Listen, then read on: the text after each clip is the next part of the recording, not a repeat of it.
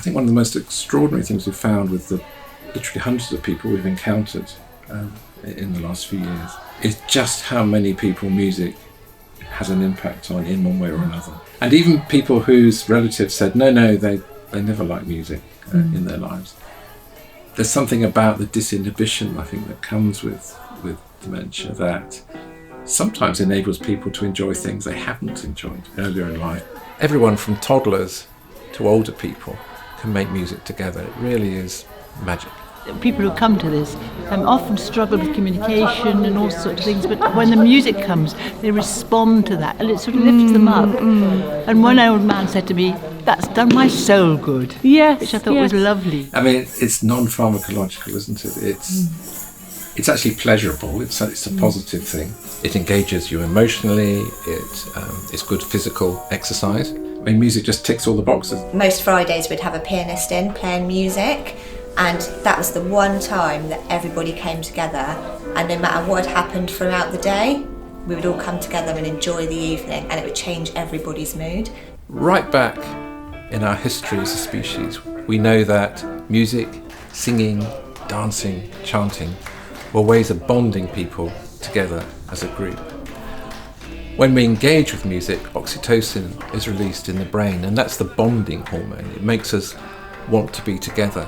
And if we do an activity like music and dance at the same time as someone else, then we kind of capture that emotion. So the emotion is no longer an individual thing. The emotion belongs to a group as a whole, and it's a wonderful way of bonding. It's lovely to sit down and just listen to some music, especially just, even if you're on your own. I think that's good. Yeah. So you feel you have company there. Because the person sort of stuck in their mind, they can't necessarily reach out. But if we reach in through music, then the person can release their memories and their thoughts and their feelings. I remember working with one chap in a care home who had a stroke, and he was very disabled. He was bedbound, but he had the use of one hand. He couldn't really talk very much, but I managed to glean what I thought might be some music, some pieces that he would like, and I played them to him, and he used his one hand to conduct. Wow. And it was so special to see, and all the sort of aggro and frustration evaporated.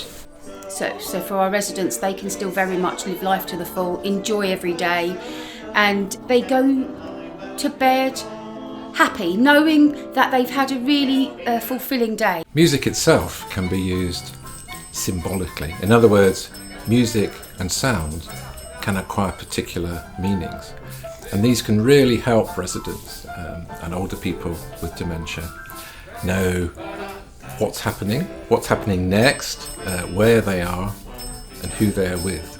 And because music is so closely linked in the brain with language, with movement, with feelings, it means that all those other things that might get lost or confused in dementia can still be accessed through music. I think that's the thing. There are very few things that people who are losing the ability to speak, for example, can do together to make them feel part of something bigger.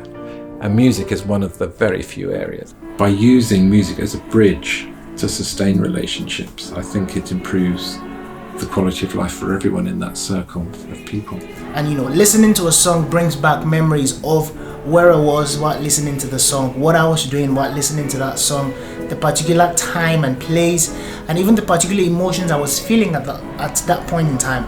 And I've come to understand that music does exactly the same thing even for elderly people, and even better. It's not only people remembering things in the moment, it's actually new long-term memories are being laid down, which I think it's certainly turned my ideas of memory loss in old age upside down. I mean, and it seems to be music that can hold the key to those longer-term memories. So what we do, we give each person an individual instrument that they can choose, and that instrument in effect becomes their voice. It becomes part of their identity, and that gives people a sense of who they are. It augments their sense of self, and it augments their identity for other people. Different genres of music also elicit different effects. When you play soothing, calming music, it calms them. When you play music that is danceable, it gets them going.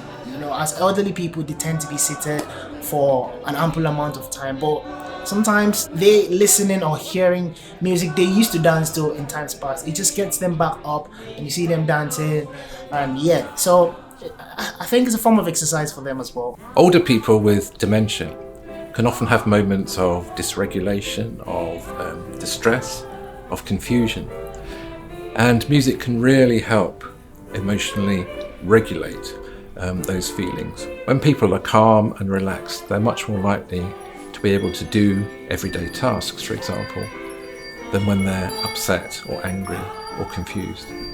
Yeah, music is beneficial to them in physical aspects, spiritual aspect even, in fact. There's just no limit to the benefits of music when it comes to the elderly people.